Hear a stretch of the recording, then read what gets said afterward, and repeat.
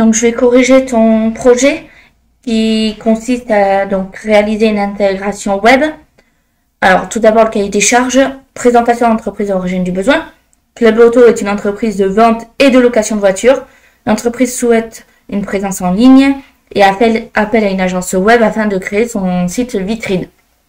Contexte. Vous êtes actuellement développeur junior dans une agence web. Le chef de projet vous a proposé de travailler sur un nouveau projet. La charte graphique, les maquettes et les images vous ont été fournies par le web designer. Donc, il y a tout normalement, pas besoin de refaire. Le client a demandé à avoir un site responsive, donc ça veut dire que ça s'adapte sur tout type d'écran. Vous travaillerez sur la partie front-end de ce site en collaboration avec un autre développeur qui se chargera par la suite de la partie back-end. Donc vous, c'est exclusivement le front. La mission consiste à intégrer les maquettes en page web grâce à HTML, CSS, avec le maximum de précision, ainsi que la page web soit le plus ressemblant possible aux maquettes. Donc voilà. Après, moi, si vous voulez ajouter du JavaScript, si vous l'avez vu, vous pouvez, mais c'est en aucun cas une obligation. Expression de la demande, réalisation attendue de l'apprenant. Donc, le site devra respecter le plus fidèlement possible les maquettes, être correctement optimisé et référencé, avoir un code qui respecte les bonnes pratiques, être accessible sur tous les navigateurs, être validé W3C. Le site sera mis en ligne, le code devra être visible sur GitHub ou GitLab. Moi, dans mon cas, c'est GitLab, mais avec un minimum de 10 commits. Livrable attendu, URL du site, lien GitLab ou GitHub. Minimum 10 commits. Donc, moi, je n'ai pas reçu l'URL de ton site. C'est pas grave. J'ouvrirai un local. Étape pour mener à bien votre mission. Intégration des maquettes et versionning à l'aide de HTML, CSS, des librairies et frameworks de votre choix et des éléments fournis. Intégrer les maquettes le plus fidèlement possible. Toutes les pages doivent être accessibles en naviguant sur le site. Votre projet est en collaboration avec un autre développeur. Vous pouvez utiliser donc GitHub, GitLab, Git, etc. depuis un terminal afin de versionner votre code. 10 commits. Référencement accessibilité W3C valide. L'ensemble de votre site devra être compatible avec les dernières versions des navigateurs Chrome, Firefox, etc. Le code source devra être valide sur W3C. Le site devra respecter les bonnes pratiques et correctement référencé pour SEO. Donc l'hébergement, on peut mettre son site en ligne et pour cela on peut aller sur ces hébergeurs-là qui sont gratuits. Et voici les livrables attendus. Donc, alors... Ok, très bien. Alors voilà ton GitLab. On va commencer par là. Tout d'abord, on a ce dossier-là qui n'est pas utile. Donc on aurait pu créer un petit fichier .gitignore et lui dire d'ignorer le .vs code. Tout simplement. Alors qu'il est lié. Ensuite, là, on peut voir que ton commit est en français. Un commit, c'est jamais en français, c'est toujours en anglais. Tout simplement. Ensuite, donc, si on va, alors, je retrouve ici, les branches. Voilà. Si je vais, donc, sur toutes les branches,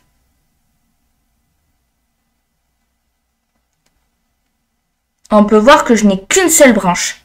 C'est main. Ça, c'est pas une bonne chose. Il faut créer des branches à chaque nouvelle fonctionnalité. Chaque fois que tu crées quelque chose, c'est-à-dire par exemple, tu es sur la page d'accueil, ok, tu as fini accueil, ok, bah tu crées une nouvelle branche pour faire contact, par exemple, etc., etc., etc. Donc pour ça, je t'invite à voir les vidéos que j'ai fait à ce sujet. Et donc pour les commits, donc, qui sont là. On va cliquer ici. Donc là, on en a un commit, mais je vais remonter avant. Voilà. Là, comme on peut le voir, j'ai que 2 commits. Et on en demande 10 minimum. Alors, si tu avais commencé par le mettre sur GitHub, potentiellement, tu en as plus de 10. Mais si c'était mis directement sur GitLab, il en manque des commits. Donc voilà pour ça. Alors t'inquiète pas, je flouterai ton nom partout, il n'y a pas de souci. Concernant ton code, voici ton projet. Donc moi je vais le lancer. Voilà. Voilà ce que ça donne. Donc en soi, c'est bien. Ça répond bien à ce qui est demandé. Donc là, il y a du blanc sur les côtés. Potentiellement, c'est normal. Alors, fais bien attention. Là, on peut voir qu'il y a du texte. À ce que les images soient libres de droit. Donc, les images, je ne sais pas si elles ont été fournies libres de droit ou non. Mais fais attention. Donc, si je vais sur vente maintenant, on peut voir que ça marche pas. Ah, si. Contact fonctionne. Par contre, vente, location, ça marche pas. Accueil, ça fonctionne aussi.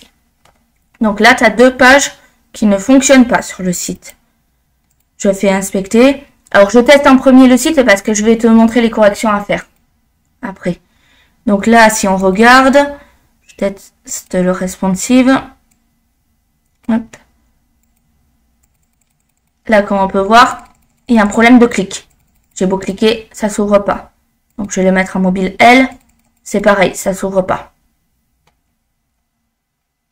Si je clique, non. Donc, si je mets en tablette, pareil, il y a un problème. Mon site ne s'ouvre pas. Ok, donc en fait, il est responsive, mais on ne peut pas accéder à la barre des menus. Donc, c'est dommage. Niveau correction. Donc, comme je l'ai dit, il faut mettre un fichier .git ignore, comme ceci. Et là, on met .vscode dedans. Ça veut dire que tout ce qui est dans VS Code ici sera normalement ignoré. Ensuite, là, il y a un problème. Alors, ton architecture n'est pas mauvaise en soi, mais on sépare. À la racine, il faut que le index.html, enfin le fichier index. Donc, ça pourrait être index.php par exemple. Mais voilà. Donc là, tac. Déjà, contact et détail véhicules doivent être ici. Ensuite, là, de ce que je vois, tu as mis un accent à détailler véhicule. Jamais d'accent. Je vais commencer par l'index. Donc, j'attends que ça charge. Très bien. Donc, ton code est bien indenté. Donc, ça, c'est bien. Ici, parfait. Donc, pas de souci. Là, on est bon. Alors, moi, je recommande plutôt de mettre // sur le petit point devant. Mais après, c'est moi, je fonctionne comme ça. Je préfère mettre // pour définir vraiment bien le chemin. Mais ce que tu as fait est fonctionnel. Hein. Donc, tu le mets partout si tu veux le mettre partout. Ensuite, donc, ok, maintenant accueil, index.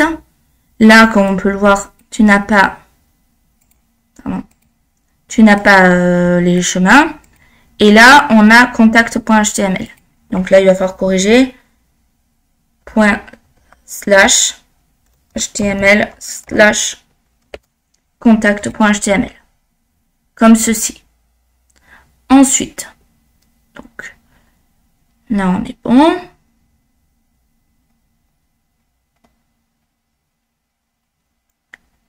Donc là, c'est là où il y a un problème. Donc déjà, c'est .html/ alors il manque.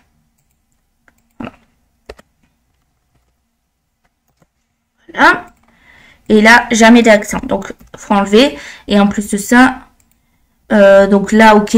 Details véhicule. Donc là, on enlève. On renomme. Ici.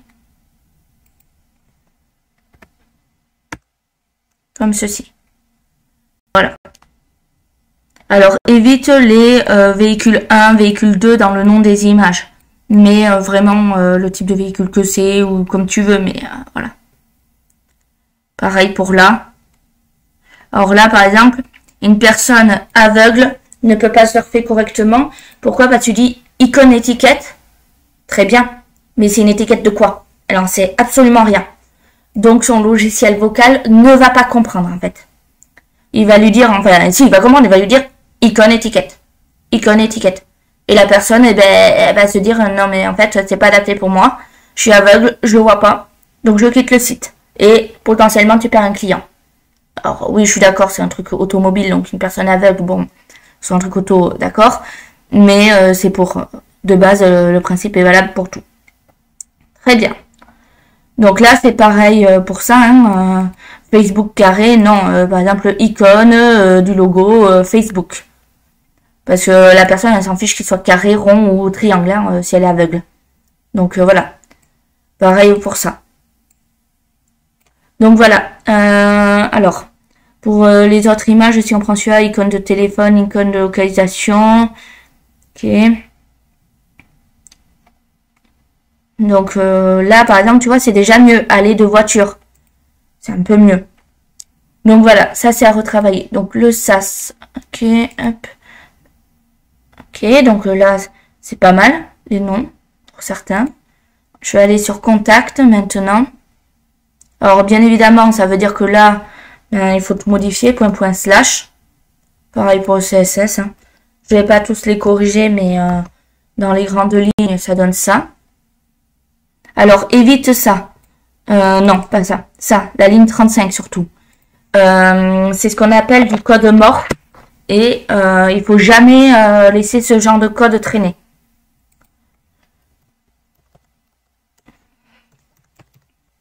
Voilà. Ici, et je te corrige pour le index. Voilà. Donc, là, comme ceci, ça c'est bien.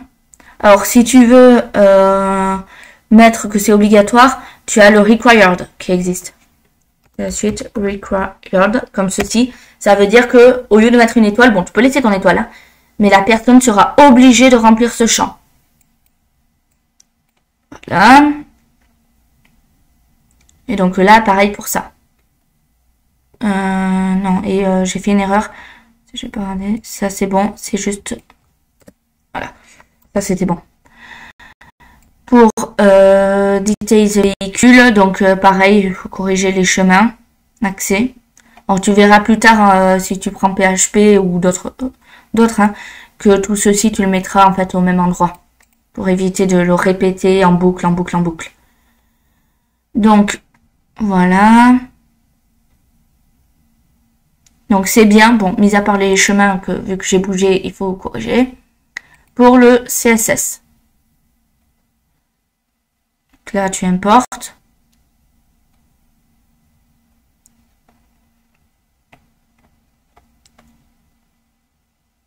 Alors, évite ce genre de truc.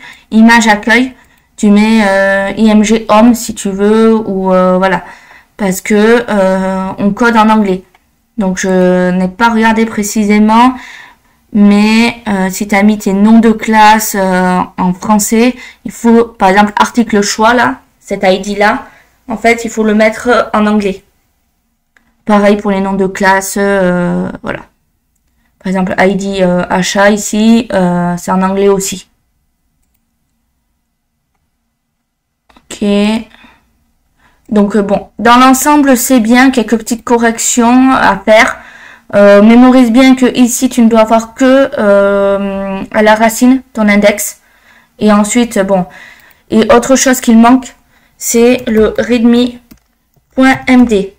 Très important, parce que moi, j'ai lu le cahier des charges. Supposons que je n'ai pas de cahier des charges, que je suis nouvelle sur le projet, que je viens d'arriver dans l'entreprise. Si je dois coder sur ce projet, ben, j'ai rien. J'ai pas de documentation là. Donc, c'est très important de faire de la documentation. Alors, beaucoup de développeurs n'aiment pas ça, mais c'est quand même essentiel la documentation. Donc, là, par exemple, tu mets le nom du projet, donc club photo. Ensuite, tu peux mettre les textes. C'est un exemple. Hein. Donc, par exemple, HTML, CSS. Tu peux mettre l'architecture. Par exemple, donc ça donne. Or, voilà, comme ceci. Tu as à la racine, donc, readme.md, index.html, .gitignore. Ensuite, SAS. Dedans, tu as d'autres choses. Hein. Je ne vais pas tous les faire. Là, tu as images, avec la liste des images. Ensuite, tu as HTML, CSS, et bien sûr, dedans,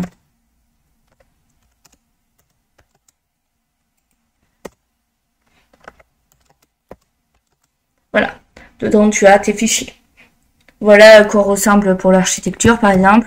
Et ici, tu peux mettre objectif du projet, par exemple. Et là, tu recopies le cahier des charges, par exemple. Donc voilà, là, comme ça, une personne qui arrive, elle sait en quoi consiste le projet, ce qu'elle doit faire, etc. L'architecture du projet, enfin bref, elle a la base.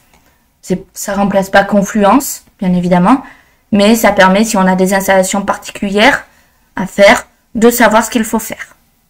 Donc sinon, c'est très bien, donc continue comme ça.